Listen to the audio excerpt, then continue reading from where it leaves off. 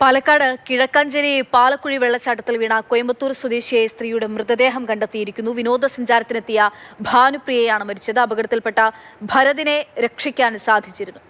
Gokul VS വിവരങ്ങളുമായി ചേരുന്നുണ്ട്. ഗോകുൽ, വളരെ ദാരുണമായിട്ടുള്ള ഒരു സംഭവമാണ്. ഇപ്പോൾ എവിടെ നിന്നാണ് മൃതദേഹം കണ്ടെടുത്തിരിക്കുന്നത്? വെള്ളച്ചാട്ടത്തിന്റെ അടിയിലുള്ള ഭാഗത്ത് നിന്ന് തന്നെയാണ് ഇവരുടെ മൃതദേഹം കണ്ടെത്തിയത്. മൃതദേഹം ഇപ്പോൾ ഫയർഫോഴ്സ് കണ്ടെത്തുകയും കരയ്ക്ക് കയറ്റുകയും ചെയ്തു. ഇവരെ ആലത്തൂർ താലൂക്ക് ആശുപത്രിയിലേക്ക് ഇവരുടെ മൃതദേഹം മാറ്റും. എന്നാൽ ഇവരോടൊപ്പം ഉണ്ടായിരുന്ന യുവാവിനെ രക്ഷിക്കാൻ ഫയർഫോഴ്സിന് സാധിച്ചു. 5 പേരടങ്ങുന്ന സംഘമാണ് കോയമ്പത്തൂരിൽ നിന്ന് വിനോദയാത്രയ്ക്കായി ഇവിടേക്ക് എത്തിയത്. അവർ പാലക്കുഴി വെള്ളച്ചാട്ടത്തിന്റെ മുകളിൽ നിൽക്കുമ്പോൾ കാല് വഴുതി വീണാണ് അപകടമുണ്ടായത്. ഏതായാലും വളരെ ദാരുണമായ സംഭവമാണ്. അതിലൊരാൾക്ക് ജീവൻ നഷ്ടമായി എന്നുള്ളതാണ് ഏറ്റവും ദുഃഖകരമായ കാര്യം. ഈ കൂടെ ഉണ്ടായിരുന്ന ഭരതിന്റെ നിലവിലത്തെ അവസ്ഥ എങ്ങനെയാണ്?